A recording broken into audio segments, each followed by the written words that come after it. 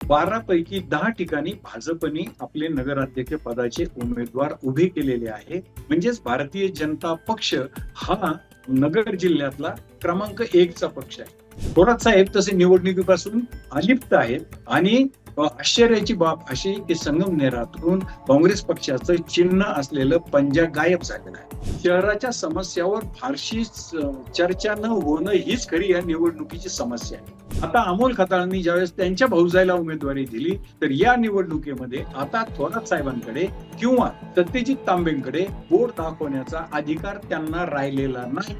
हा श्रीरामपूर तालुका जो आहे हा तसा एकेकाळचा काँग्रेसचा बालेकिल्ला आज तिथे हिंदुत्वाची लहर ज्याला आपण म्हणतो ना धार्मिक ध्रुवीकरण तिथे स्पष्टपणे नजरेला पडत आहे. अहिल्यानगर जिल्ह्यामध्ये एकनाथजी शिंदे जे त्यांच्या अखंड शिवसेनेला कधी शक्य झालं नाही ते शक्य करू निकाल काही लागू परंतु आज ते शक्य करून दाखवतायत. निकाल काही लागू परंतु आगामी राजकीय बदलाची चिन्हे या निवडणुकीच्या निमित्ताने दिसायला लागली आहेत. शेवटी गंगेला मिळतात किंवा सर्व ओढ्या नाल्यांचे प्रवाह शेवटी नदीला मिळतात तसे या सगळ्या छोट्या मोठ्या निवडणुकींचे प्रवाह शेवटी विधानसभा निवडणुकीला मिळतात. त्या दृष्टीने प्रस्थापित नेते या निवडणुकीकडे पाहतात. महाराष्ट्रातल्या जनतेला स्वतःचं राज्याचं आणि देशाचं भविष्य कसं दिसतं? पुणे मुंबईसह संपूर्ण महाराष्ट्र अंडर कन्स्ट्रक्शन आहे का? AI पासून आपलं करिअर वाचवण्यासाठी काय करायचं? जात जनगणनेचा तिढा कसा सुटणार? या आणि अशा असंख्य विषयांवर थेट भाष्य करणारा एकमेव फ्युचरिस्टिक दिवाळी अंक द इनसाइट. अंक घरपोच मिळवण्यासाठी डिस्क्रिप्शनमध्ये दिलेल्या लिंकवर क्लिक करा. नमस्कार, मी निखिल. द पॉलिटिक्समध्ये आपल्या सगळ्यांचं अगदी मनापासून स्वागत. राज्यभरामध्ये सध्या नगर परिषदा आणि नगरपंचायतीच्या निवडणुकांचे वारे वाहत आहेत. काही दिवस मतदानासाठी राहिलेले आहेत. 2 डिसेंबरला मतदान आहे आणि 3 डिसेंबरला निकाल देखील जाहीर होणार आहेत. त्यामुळे सध्या राजकारण अत्यंत तापलेलं आहे. मुख्यमंत्री, दोन्ही उपमुख्यमंत्री सातत्यानं ज्या ठिकाणी नगर परिषदांसाठी निवडणूक आहे तिथे जिल्ह्यांचे दौरे करतायत. आपण देखील अशाच प्रकारे जिल्ह्यावाईज निवडणुकांची काय स्थिती आहे याचा अंदाज घेण्याचा प्रयत्न करतोय आणि हायपर लोकलच्या आजच्या भागामध्ये आपण चर्चा करणार आहोत नगर जिल्ह्यामध्ये नगरपालिका, नगर परिषदांच्या किंवा नगरपंचायतींच्या निवडणुकांची काय स्थिती आहे यासाठी. आणि यासाठी चर्चा करण्यासाठी माझ्या सोबत आहेत ज्येष्ठ पत्रकार सतीश वैजापूरकर सर. सर, आपलं स्वागत आहे द पॉलिटिक्समध्ये. नमस्कार. सर, मी जसं म्हटलं की निवडणुकांची तारीख जवळ आली आणि राजकारण चांगलंच तापलेलं आहे. नगर जिल्ह्यामध्ये नक्की काय स्थिती आहे? थोडासा आढावा सुरुवातीला दिलात, मग आपण सविस्तरपणे एका नगर परिषदेबद्दल चर्चा करूयात. अहिल्यानगर जिल्हा हा विकासामध्ये मागे आणि राजकारणामध्ये पुढे अशी त्याची पूर्वीपासूनची ओळख आहे. इथे राजकारणाला सर्वोच्च प्राधान्य दिलं जातं. त्यामुळे स्वाभाविक आहे की नगरपालिकेच्या निवडणुकांमुळे सध्या सर्वत्र राजकीय चर्चा सुरू आहे. परंतु आपण यापूर्वीचा जर अहिल्यानगर जिल्ह्याची राजकीय रचना किंवा राजकीय परिस्थिती लक्षात घेतली तर हा कधी ना कधी काँग्रेसचा त्यानंतर राष्ट्रवादी काँग्रेसचा म्हणजे प्रामुख्याने खासदार शरद पवार साहेबांचा बालेकिल्ला राहिलेला आहे. पण आता परिस्थिती पूर्ण बदललेली आहे आणि आज परिस्थिती अशी आहे की 12 नगरपालिकांच्या म्हणजे त्यात एक नगरपंचायत आहे त्यामध्ये 12 पैकी 10 ठिकाणी भाजपने आपले नगराध्यक्ष पदाचे उमेदवार उभे केलेले आहे. म्हणजेच भारतीय जनता पक्ष हा नगर जिल्ह्यातला सध्या नंबर क्रमांक 1 चा पक्ष आहे. पण आश्चर्याची आणि काहीशी कौतुकाची गोष्ट अशी आहे की उपमुख्यमंत्री एकनाथ शिंदे यांचं जे राजकारण आहे त्या राजकारणाचा एक वेगळा पोत म्हणजे त्यांनी नाराजांची मोड बांधण्यात त्यांना यश आलेलं आहे. म्हणजे जे भाजपमधले नाराज आहे, राष्ट्रवादी काँग्रेसमधले नाराज आहेत ते महाविकास आघाडी तर अस्तित्वात फारशी नाही, त्यांना प्रबळ उमेदवार देता आले नाही सर्वत्र. परंतु या नाराजीची झळ किंवा नाराजीचा फायदा महाविकास आघाडीला होणार नाही. हे महायुतीच्या पथ्यावर पडणारं एका अर्थाने एकनाथ शिंदेचं राजकारण आहे.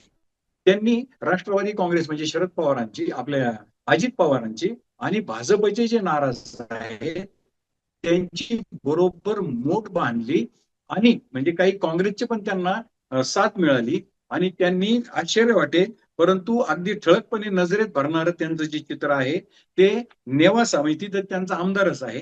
श्रीरामपूर, संगमनेर, श्रीगोंदा आणि जामखेड इथे त्यांचे नगराध्यक्ष पदाचे कॅन्डिडेट पूर्ण ताकदीने उभे आहेत. म्हणजे 12 पैकी 5 ठिकाणी आपल्याला एकनाथ शिंदेचं अस्तित्व जाणवतं. आता महाविकास आघाडीची जर दुसऱ्या बाजू लक्षात घेतली तर ज्या महाविकास आघाडीचा एकेकाळी नगर जिल्ह्यात सुद्धा बोलबाला होता, आज महाविकास आघाडीमध्ये उद्धव ठाकरे आणि काँग्रेस यांच्यामध्ये राज ठाकरेंना बरोबर घ्यायचं की नाही, म्हणजे जी निवडणूक अद्याप जाहीर झालेली नाही त्या मुंबई महानगरपालिकेच्या निवडणुकीवर दोन्ही ठाकरे बंधू आणि काँग्रेसमध्ये खल सुरू आहे. काँग्रेस नेत्यांच्या वाऱ्या मुंबईला सुरू आहे, दिल्लीला सुरू आहेत आणि मुंबई महानगरपालिकेच्या निवडणुकीच्या जाहीर न झालेल्या निवडणुकीच्या निमित्ताने दोन्ही ठाकरे बंधू मुंबईत एकमेकांना भेटत आहेत. आणि इकडे मात्र मुख्यमंत्री देवेंद्रजी फडणवीस आणि हे दोन्ही उपमुख्यमंत्री अजितदादा पवार आणि एकनाथ शिंदे वायुवेगाने सर्वत्र राज्यभर त्यांचे दौरे सुरू झालेले आहेत. असा टोकाचा विरोधाभास आहे. आणि एकनाथ शिंदेचं जर लक्षात घेतलं, एकनाथ शिंदेचं नगर जिल्ह्यातलं यश, आता ते निवडून किती येणार हा भाग वेगळा, परंतु त्यांना माणसे मिळत आहेत, ते माणसांना ताकद देत आहेत, माणसांसाठी फिरतायत आणि त्याचा परिणाम म्हणून जवळपास 12 पैकी 5 ठिकाणी त्यांचे कॅन्डिडेट उभे आहेत. ते आपल्याकडे आलेल्या प्रभावशाली नेत्याला सामावून घेत आहेत, त्याच्या मागे आर्थिक शक्ती उभे करतायत, त्याच्या मागे स्वतःचं पाठबळ म्हणजे ज्या नेत्याला होणारा त्रास वाचवण्यासाठी किंवा विरोधकांकडून होणारा त्रास वाचवण्यासाठी जे बळ लागतं ते एकनाथ शिंदे त्याच्या पाठीमागे ठामपणे उभे राहत आहेत. सामान्य कार्यकर्त्यांचा फोन उचलत आहेत. आता त्यांच्या काल जामखेड आणि श्रीरामपूर या दोन्ही ठिकाणी सभा झाल्या. म्हणजे एकनाथ शिंदे हा फॅक्टर नुसत्या राज्यातच नव्हे तर नगर जिल्ह्यात सुद्धा नजरेत भरतो आहे. हे अहिल्यानगर जिल्ह्याच्या राजकारणातलं शिंदे साहेबांचं एक वेगळंच राजकारण बघायला मिळत आहे. सर, आपण भाजप आणि शिंदे यांचे जे अहिल्यानगरच्या राजकारणामध्ये वाढतं वर्चस्व आहे किंवा प्रयत्न चालू आहे त्याबद्दल बोललात. पण आपण आता पुन्हा एकदा थोडंसं स्पेसिफिक काही नगर परिषदांबद्दल चर्चा करूयात. मला विशेषतः सुरुवात करायची ती संगमनेर नगर परिषदेपासून. तिथे कशी लढत आहे? तिथे आता जसं तुम्ही उल्लेख केला की शिंदे पूर्ण ताकदीने उतरलेले आहेत. अमोल खताळ त्यांचे आमदार आहेत आणि ते नगराध्यक्ष पदासाठी त्यांनी त्यांच्या भाऊजीला मैदानात उतरवलंय. दुसऱ्या बाजूला सत्यजित तांबे आहेत आणि अशी पहिल्यांदा मला वाटतं स्थिती आली आहे की संगमनेरच्या नगर परिषदेमध्ये जे अधिकृत काँग्रेस पक्षाचं चिन्ह आहे पंजा आहे ते नगर परिषदेच्या निवडणुकीत नाहीये. याबद्दल पण थोडीशी माहिती आहे. संगमनेर म्हटलं की यापूर्वी नाव यायचं काँग्रेस पक्षाचे ज्येष्ठ नेते, ज्यांचा की आपण यापूर्वी उल्लेख केला आहे की त्यांना काँग्रेस पक्षाचं भावी मुख्यमंत्री म्हटलं जायचं, सिनियर लीडर, आणि त्यांचं त्या मतदारसंघावर प्रभुत्वही होतं. विधानसभेला निवडणुकीचा निकाल बदलला तसं आता तिथल्या नगरपालिकेच्या निवडणुकीचा कल देखील बदलायला सुरुवात झाली आहे. थोरात साहेब तसे निवडणुकीपासून अलिप्त आहेत आणि आश्चर्याची बाब अशी की संगमनेरातून काँग्रेस पक्षाचं चिन्ह असलेलं पंजा गायब झालेलं आहे. म्हणजे एकीकडे भारतीय जनता पक्ष निमित्ताने तळागाळात कमळ नेण्याचा प्रयत्न करतो आहे. एकनाथ शिंदे आपली मशाल नेण्याचा प्रयत्न करत आहेत. अजितदादा घड्याळ नेण्याचा प्रयत्न करत आहेत, कारण त्यांना त्यांचा पक्ष रुजवायचा आहे. आणि जी नॅशनल पार्टी आहे ती काँग्रेस, ती आज संगमनेरमध्ये मात्र स्वतःच्या पक्षाच्या चिन्हावर लढत नाही. हा एक विरोधाभास आहे. आता तो विषय आपण थोडा बाजूला ठेवू. त्याच्यामध्ये इतके त्या निवडणुकीला कंगोरे आहेत की त्यांचे जे भाचे आहेत सत्यजित तांबे, त्यांचं मध्यंतरी एक विधान सोशल मीडियावर खूप गाजलं, माध्यमात खूप गाजलं. त्यांनी सांगितलं की मी सत्ताधारी नसलो तरी विरोधी पक्षाचा आमदार नाही. म्हणजे याचा अर्थ स्पष्ट होतो की ते म्हणतात मी सत्तेत नाही परंतु मी विरोधी सुद्धा नाही. त्याच्या आधी त्यांचं एक विधान असं होतं की मुख्यमंत्री देवेंद्र फडणवीस सांगतील त्यावेळेस मी पुढचा निर्णय काय घ्यायचा म्हणजे कुठल्या पक्षात जायचं हे ठरवी. याचा अर्थ स्पष्ट आहे की त्यांचं आणि मुख्यमंत्री देवेंद्र फडणवीसांची जवळीक ते निवडून आले तेव्हापासूनची आहे, ती अद्याप कायम आहे. एवढेच नव्हे तर ती घट्ट होत चाललेली आहे.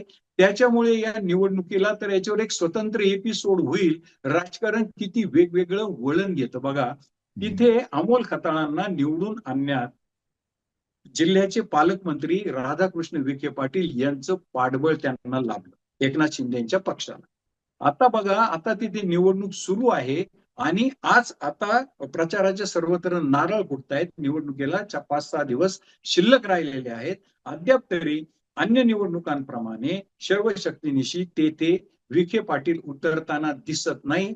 या उलट एकनाथ शिंदेनी तिथले आमदार अमोल खताळ यांच्या मागे त्यांची स्वतःची ताकद उभी केलेली दिसते. म्हणजे इकडे थोरात साहेब शांत झाले, तिकडे विखे पाटील संगमनेरात नाहीत, तिसरीकडे सत्यजित तांबे सांगतायत की मी विरोधी पक्षाचा आमदार नाही, आणि चौथा कोण असा आहे की आमदार अमोल खताळांना शिंदेनी नेहमीप्रमाणे पूर्णपणे ताकद दिलेली आहे. निवडणुकीचा निकाल काही लागो, परंतु आगामी राजकीय बदलाची चिन्हे या निवडणुकीच्या निमित्ताने दिसायला लागली आहेत की थोरात साहेबांचे भाचे आमदार सत्यजित तांबे यांचा कल कुणीकडे आहे. म्हणजे ह्या मतदारसंघाकडे सर्वांनी लक्ष ठेवावं. पुढे राजकारण, राज्याच्या राजकारणाचे पडसाद या निवडणुकीत आगामी काळामध्ये जे काही होईल त्याचे पडसाद या निवडणुकीच्या निमित्ताने निकाल काही लागू द्या, या निमित्ताने पाहायला मिळणार आहे. सर्वात इंटरेस्टिंग मतदारसंघ कुठला असेल राजकीय दृष्ट्या तर तो आज संगमनेर आहे. सर, मग सत्यजित तांबे आणि फडणवीस यांच्यामध्ये जी जवळीक आहे त्या जवळीकीचं कारण म्हणूनच भाजपनं देखील अप्रत्यक्षरित्या का होईना तांबेंना पाठिंबा दिल्याचं दिसतंय का तिथे, का अजून काही वेगळी स्थिती आहे, त्यांचे उमेदवार वेगळ्या पद्धतीने लढतायत?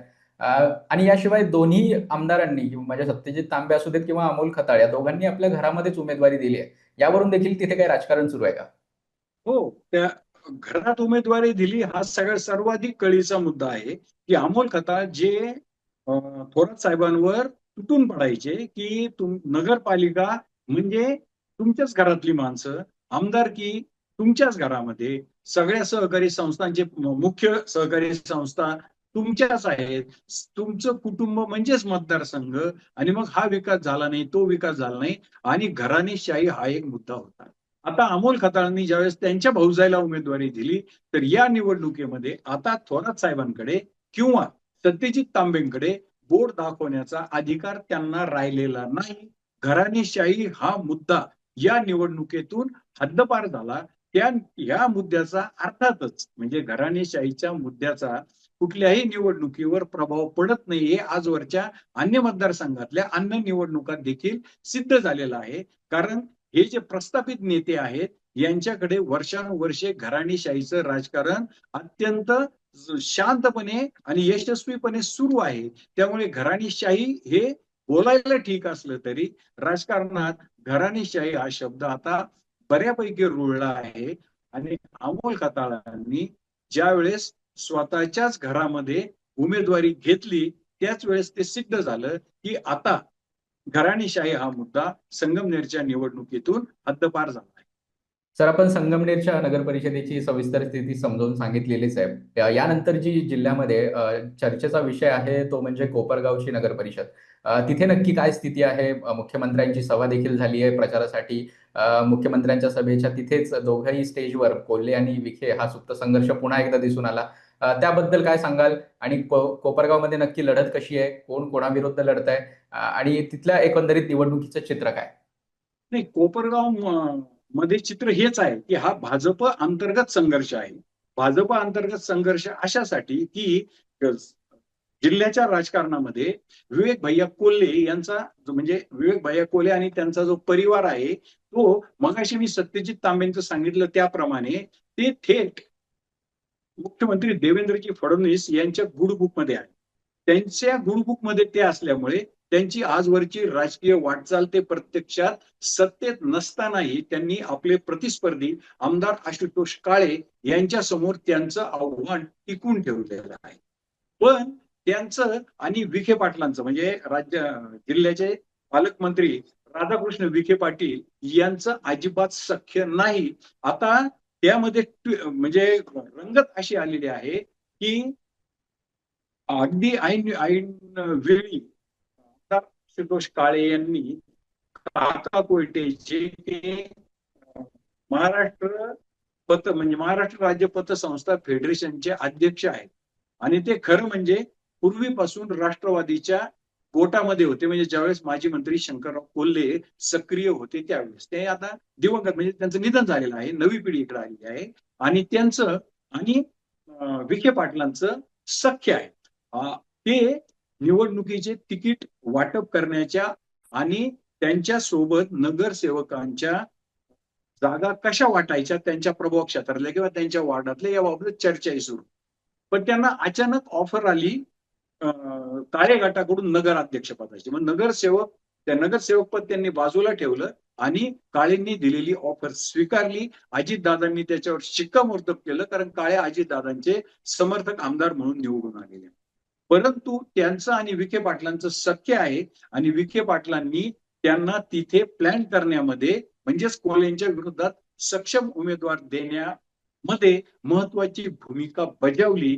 यामुळे एक दोघांमध्ये, त्याला आपण म्हणतो ना नोक झोक, म्हणजे विवेक भाईंनी सांगितलं की काका आणि आका, म्हणजे आका म्हणजे त्यांना म्हणायचं होतं पालकमंत्री राधाकृष्ण विखे पाटील.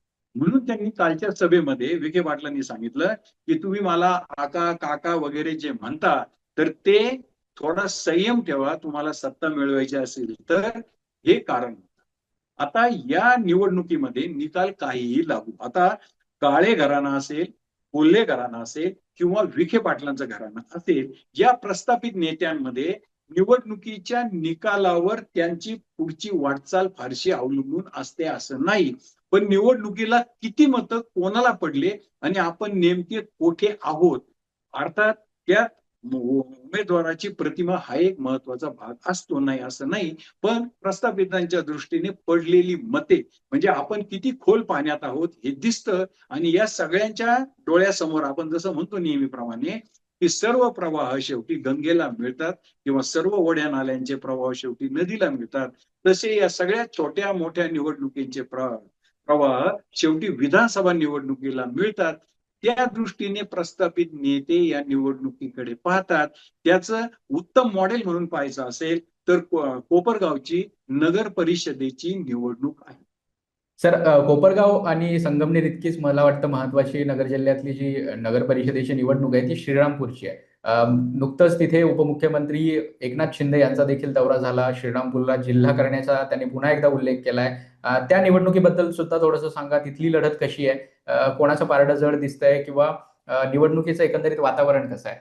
आता या निवडणुकीवर सुद्धा स्वतंत्र आपला एपिसोड होईल, इतकी याची ही सुद्धा इंटरेस्टिंग निवडणूक आहे. याचं कारण, हा श्रीरामपूर तालुका जो आहे हा तसा एकेकाळचा काँग्रेसचा बालेकिल्ला, आज तिथे हिंदुत्वाची लहर, म्हणजे ज्याला आपण म्हणतो ना धार्मिक ध्रुवीकरण, तिथे स्पष्टपणे नजरेला पडत आहे.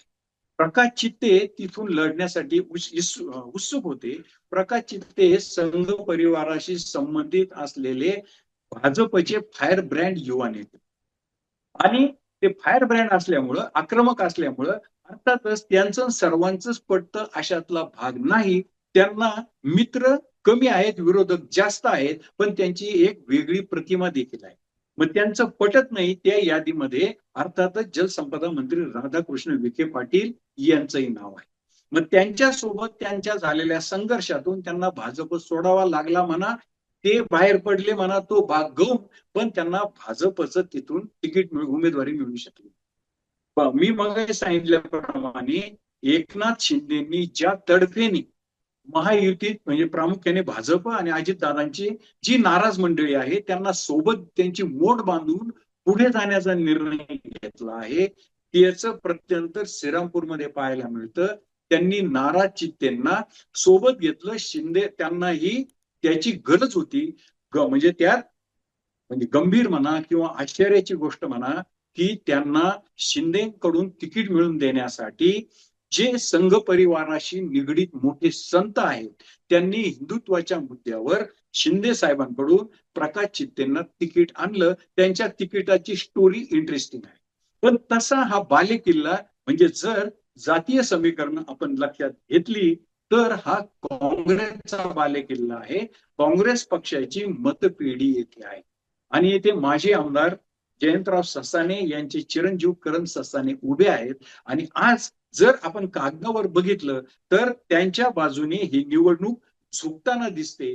परंतु जर विधानसभेची पुनरावृत्ती इकडे झाली तर मात्र या निवडणुकीत आश्चर्यकारक निकाल लागल्यास आश्चर्य वाटण्याचं कारण नाही. कारण विधानसभेला जी श्रीरामपूर मतदारसंघाची मानसिकता आहे ती जर नगरपालिकेच्या निवडणुकीत दिसली तर न जाणो कदाचित आश्चर्यकारकरित्या पुन्हा हिंदुत्वाची लहर तिथे प्रभावी होणारच नाही असं सांगता येणार नाही. निकाल काहीही लागू, शिंदेचं राजकारण, शिंदे साहेब ज्या पद्धतीने राजकारण करतात त्या तडफेने राजकारण कधी उद्धव ठाकरेंना देखील ज्यावेळेस ते भरात होते त्यावेळेस शिवसेनेला सुद्धा एवढी मुसंडी जिल्ह्यात मारता आली नाही. एवढी मुसंडी एकनाथ शिंदे मारताना दिसत आहेत. स्वतःच्या उमेदवाराकरता जिथे जिथे उमेदवार गेले त्याच्या मागे आर्थिक शक्ती उभी करतायत. त्याच्या मागे म्हणजे त्याच्या मार्गात जे जे अडथळे ते दूर करण्याचा प्रयत्न करतायत.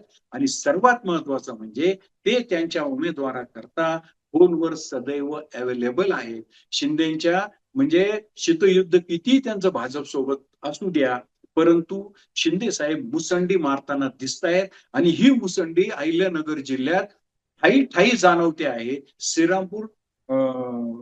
श्रीरामपूरची जी निवडणूक आहे ते शिंदेच्या मुसंडीचं एक मॉडेल म्हणून पाहायला हरकत नाही. तर आपल्या बोलण्यामध्ये अनेक मुद्दे आलेत. मला दोन छोटे छोटे प्रश्न आहेत त्या संदर्भात. एक तर आपण बऱ्याच वेळापासून चर्चा करतोय की अहिल्यानगर जिल्ह्यामध्ये एकनाथ शिंदे, उपमुख्यमंत्री एकनाथ शिंदे यांनी कशा प्रकारे ताकद लावली आहे, त्यांचे सदस्य नगराध्यक्ष पदाचे उमेदवार यांना निवडून आणण्यासाठी ते कशा प्रकारे प्रयत्न करतायत हे देखील दिसून येत आहे. पण म्हणजे एक प्रकारे बाकीचे जे स्थानिक पक्ष आहेत किंवा प्रादेशिक पक्ष आहेत ते जेव्हा भाजप समोर नतमस्तक होताना दिसत आहेत अशा स्थितीमध्ये एकनाथ शिंदे स्वतःच्या उमेदवारांना बळ कशा प्रकारे देत आहेत आणि त्यांची ही पक्ष वाढवण्याची किंवा पक्ष विस्ताराची योजना आहे तिचा परिणाम भाजपच्या देखील विस्ताराला बसणार आहे का? आणि त्यासोबतच येणाऱ्या ज्या जिल्हा परिषदा आणि अहिल्यानगरची महापालिका आहे त्याच्या निवडणुका आहे त्यावर सुद्धा कशा प्रकारे होऊ शकतो हा एक प्रश्न. आणि दुसरा म्हणजे आपण साधू संतांचा उल्लेख केला श्रीरामपूरच्या निवडणुकीमध्ये नगराध्यक्ष पदाच्या उमेदवारी संदर्भानं. तिथं ज्याप्रमाणे संगमनेरच्या थोरात साहेबांचा पराभव करण्यामध्ये या साधू संतांची भूमिका सांगितली जाते तसंच काहीसं भाजपच्या पराभवामध्ये सुद्धा हे साधू संत काही हात लावू शकतात का? आता साधू संतांचा अजेंडा हा हिंदुत्व आहे. साधू संतांचा अजेंडा हा भाजप नव्हे. म्हणजे विश्व हिंदू परिषदेचे संबंधित जे काही साधू संत आहेत तर त्यांच्या स्वाभाविकपणे त्यांचा प्राधान्यक्रम हा हिंदुत्वावर आहे. आणि मग त्यांच्या निकषात जर एखादा उमेदवार बसणार असेल आणि त्याला जर संधी नाकारली जात असेल, आता साधू संतांचं काम उमेदवार निवडून देणं, कोणाकडे शब्द टाकणं असं नाही, पण केवळ हिंदुत्वाच्या मुद्द्यावर साधू संत तिथे सक्रिय झाले. निकाल काही लागो पण एक लक्षात घेतलं पाहिजे की भाजपचे जे नाराज आहेत त्यांना शिंदे साहेबांचा प्लॅटफॉर्म आपला जवळचा वाटतो. मुळात याच कारण हिंदुत्व हे आहे. त्यामुळे साधू संतांनी सीमित भूमिका घेतली, उमेदवारी मिळवून देणे. आता प्रचारात ते सक्रिय असतील नसतील, निकाल काय लागेल लागणार नाही, त्यांचा विषय फक्त एवढाच होता की हिंदुत्ववादी उमेदवाराला संधी नाकारली जात असेल तर त्याला संधी मिळाली पाहिजे. इथपर्यंत साधू संतांचा तिथे मला शब्द टाकणे एवढ्या पुरता मर्यादित हे वाटतो. पण असं म्हणावं तर एकनाथ शिंदे साहेबांनी कालच्या भाषणामध्ये सुद्धा साधू संतांचाच उल्लेख केलेला आहे. त्यामुळे काही प्रमाणात प्रगट, काही प्रमाणात छुपा पाठिंबा, अर्थातच छुपा म्हणण्याचं काही कारण नाही पण मर्यादित अर्थाने का होईना चित्तेंना साधू संतांचा पाठिंबा मिळणार हे किंवा मिळतो आहे हे स्पष्टपणे दिसत आहे. सर, माझा एकनाथ शिंदेबद्दल देखील प्रश्न होता की त्यांचा भाजपच्या एकंदरीत विस्तारवादी भूमिकेमध्ये शिंदे अडसर ठरू शकतात का येणाऱ्या काळामध्ये? जसं जिल्हा आताच तुम्ही सांगताय की नगराध्यक्ष पदाच्या किंवा नगरसेवक पदाच्या निवडणुकीत सुद्धा शिंदे त्यांच्या कार्यकर्त्यांना बळ देताना दिसत आहेत. अशाच प्रकारे ते मग जिल्हा परिषद आणि येणाऱ्या महापालिका निवडणुकीत सुद्धा त्यांच्या कार्यकर्त्यांना बळ देताना दिसून येतील. आता शिंदे साहेबांचं मला समजतं त्या प्रमाणाचं राजकारण असं आहे की त्यांनी एक प्लॅटफॉर्म त्यांच्यासाठी त्यांनी बीजेपीच्या नाराजांसाठी उपलब्ध करून दिलेला आहे. आणि तो मी तर असं म्हणतो की बीजेपी साठी सुद्धा काही प्रमाणात सोयीचा आहे. आता जर भाजपवर काही जरी म्हणत असलं की शिंदे साहेबांना ते अटकाव करतायत, शिंदे साहेबांना ते हे करतील, पण व्यक्तिशः माझी समज किंवा आवाका राष्ट्रीय राजकारणाचा नसला तरीही शिंदेचं दिल्लीतलं महत्व, त्यांच्या मागे असलेले खासदार हे लक्षात घेता भाजपचे पक्षश्रेष्ठी त्यांना दुखावतील असं नाही. दुसरी गोष्ट त्यांचा अजेंडाही हिंदुत्वाचा आहे. तिसरी गोष्ट ते जे नाराज लोक त्यांच्या इथं येतात त्यांच्याकडे, तर ते भाजपमध्ये कोंडी झाली म्हणून येतात. आणि शिंदे साहेबांचं मगाशी मी सांगितलं त्याप्रमाणे ही भाजपला आडकाठी नव्हे, तर जिथे जिथे त्यांना प्लॅटफॉर्म ते उपलब्ध करून देतात, तिथे तिथे ते त्यांच्या ताकदीने उभे राहतात. ही ताकद म्हणजे त्या उमेदवाराला ताकद देण्यामागे हेतूच मुळे आहे की आपलं अस्तित्व टिकून पुढे जायचं.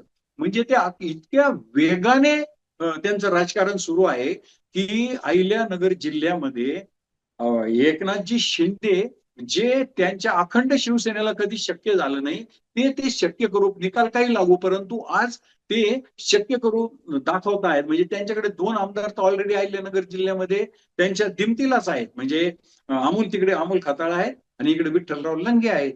आणि या जर 5 नगराध्यक्ष त्यांचे उभे राहत असतील 5 नगरपालिकांमध्ये, तर कौतुक केलं पाहिजे की एकनाथ शिंदेचं राजकारण हे फार तडफेने सुरू आहे. भाजपला ते आवडो किंवा न आवडो, परंतु ते आपली शक्ती वाढवण्याचा प्रामाणिकपणे आणि अतिशय आक्रमकपणे प्रयत्न करताना दिसत आहेत. सर, नगर जिल्ह्यातली अजून एक लक्षवेधी लढत आहे ती म्हणजे जामखेड नगर परिषदेच्या निवडणुकीची. तिथे उपसभापती विधान परिषदेचे सभापती राम शिंदे आणि रोहित पवार, राष्ट्रवादी शरदचंद्रजी पवार पक्षाचे नेते, यांच्यामध्ये प्रमुख लढत आहे. त्यात आता मला वाटतं शिंदे यांनी देखील स्वतःचा एक वेगळा पॅनल उभा केलेला आहे. त्यांनी देखील तिथे देखील त्यांच्या कार्यकर्त्यांना बळ दिलंय. शिंदे साहेबांची तिथे सभा देखील झालेली आहे. तिथल्या लढतीकडे तुम्ही कसं बघता? रोहित पवार आणि राम शिंदे यांच्या भांडणामध्ये तिथे शिंदे गटाच्या किंवा पक्षाच्या पॅनलची देखील लॉटरी लागू शकते का? त्याच्या निकालावर आता लगेच भाष्य करणं थोडंसं घाईचं ठरेल. अजून तसं चित्र स्पष्ट नाही, कारण रोहित पवारांनी पण खूप ताकद लावलेली आहे. त्याचबरोबर राम शिंदेचं तिथं पहिल्यापासून बसता नाही. आता एकनाथ शिंदे तिथं कितपत यशस्वी होतात न होतात हा भाग वेगळा, परंतु जे मगाशी सांगितलं तोच प्रयोग तिथे आहे. जर कुठेही संधी मिळेल तिथं जाऊन निवडणूक लढवायची आणि आपलं अस्तित्व दाखवायचं, हे जामखेडचं तिथे उदाहरण आहे. आता या 2 नेत्यामधली जी लढत आहे, तर ही सुद्धा मगाशी मी सांगितलं की विधानसभेची चाचपणी आहे की आता 1 वर्ष झालंय निवडणुकांना, तर आपण कुठपर्यंत आहोत. म्हणजे रोहित पवार जे आहेत, शरद पवार गटाचे आमदार, ते जरी तिथले आमच्या अहिल्यानगर जिल्ह्यातल्या शेवटच्या टोकाच्या म्हणजे बारामतीच्या कडेचा तो मतदारसंघ आहे, त्यांची अहिल्यानगर जिल्ह्याच्या राजकारणामध्ये फारशी उडबस नाही किंवा त्यात इंटरेस्ट नाही. ते राज्याचं राजकारण करतात.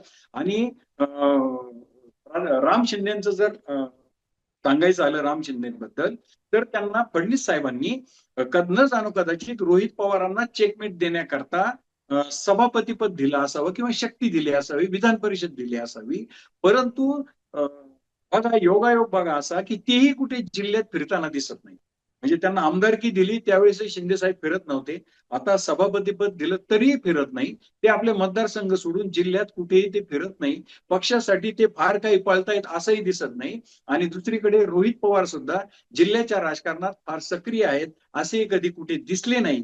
त्याच्यामुळे त्या निवडणुकीमध्ये निकाल काही लागला तरी त्याचा लगेचच तिथल्याही राजकारणावर किंवा जिल्ह्याच्या राजकारणावर काहीही प्रभाव पडणार नाही. जे की कोपरगाव असेल, संगमनेर असेल आणि श्रीरामपूर असेल, या ज्या 3 लक्षवेधी लढती आहेत, त्या तुलनेमध्ये जामखेडच्या लढतीला इतकं फारसं महत्व नाही. सर, आपण या लक्षवेधी लढतींबद्दल चर्चा केली, पण आता जिथे निवडणुका होत आहेत म्हणजे ते त्याला टियर 2 किंवा टियर 3 सिटीज असं म्हटलं जातं. म्हणजे त्या एकतर मोठ्या महानगर देखील नाहीयेत किंवा गावखेडी नाहीयेत. मग अशा वेळी तिथल्या समस्या नक्की काय आहेत? आता सध्या अशा शहरांवर केंद्र आणि राज्य दोन्ही सरकारांचं लक्ष आहे, कारण ती विकासाची नवीन वाढती केंद्र ठरत आहेत. त्यामुळे या निवडणुकीमध्ये नक्की या शहरांचे मुद्दे काय आहेत, तिथले प्रश्न काय आहेत, समस्या काय आहेत, याबद्दल नक्की काय चर्चा होतीये? शहराच्या समस्यावर फारशी चर्चा न होणं हीच खरी या निवडणुकीची समस्या आहे. एकमेकांचा उद्धार करणे यावरच ही निवडणूक केंद्रित. बऱ्याच नगर परिषदांमध्ये एकमेकावर टीका टिप्पणी करण्यामध्ये आणि सोशल मीडियावरून एकमेकाचे कपडे उतरवण्याचा प्रयत्न करण्यामध्ये नेते मंडळी गुंग आहे. परंतु काल मुख्यमंत्री देवेंद्रजी फडणवीसांचं जे भाषण होतं, एका अर्थाने त्यांनीच समस्या मांडल्या आणि त्यांनीच या समस्या आम्ही कसं सोडवणार आहोत हे सांगितलं. म्हणजे त्यांनी अमृत योजनेचा फेज नंबर 1 संपलेला आहे. फेज नंबर 2 50,000 कोटी महाराष्ट्राला येत आहेत आणि ही छोटी म्हणजे जसं सांगितलं की ग्रामपंचायत नाही, परंतु आता समजा आमचं राहता नगरपालिका आहे, 20,000 मतदारसंख्या आहे.